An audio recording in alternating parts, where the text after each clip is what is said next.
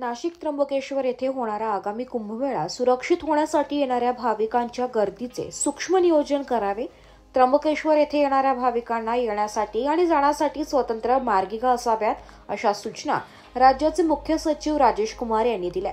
मुख्य सचिव राजेश कुमार 2 दिवस नाशिक जिल्हा दौऱ्यावर असून त्यांनी आज सकाळी त्र्यंबकेश्वर येथील कुंभमेळा विकास कामे तसेच त्र्यंबकेश्वर मंदिर परिसर, दर्शन मार्गिका, नियंत्रण कक्ष आणि कुशावर्त परिसराला भेट देऊन पाहणी केली आहे.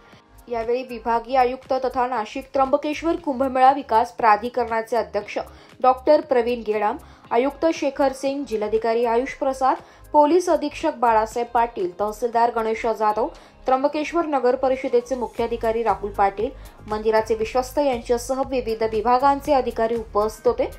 मुख्य सचिव राजेश कुमार यांनी सांगितले की कुंभमेळ्याच्या पार्श्वभूमीवर त्र्यंबकेश्वर येथे उपलब्ध असलेली जागा व भाविकांची गर्दी लक्षात घेता सूक्ष्म नियोजन करणे आवश्यक आहे.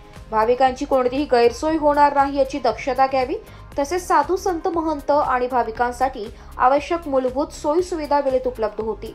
तसेच आरोग्याच्या पुरेशा सुविधा व आपत्ती निवारणाची सुविधा, त्याचबरोबर विविध बाजूंनी त्र्यंबकेश्वरकडे येणाऱ्या रस्त्यांचे मजबूतीकरण, पार्किंगसाठी लागणारी जागा, नदी किनारी बांधण्यात येणारे घाट आदी कुंभमेळा निमित्त करण्यात येणारी कामे वेळेत सुरू करून लवकरात लवकर पूर्ण करण्याच्या सूचनाही त्यांनी यावेळी दिल्या.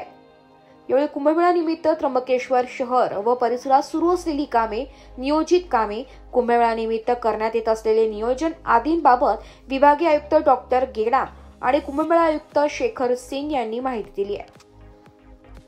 ब्युरो रिपोर्ट, नाशिक लोकशाही न्यूज, नाशिक.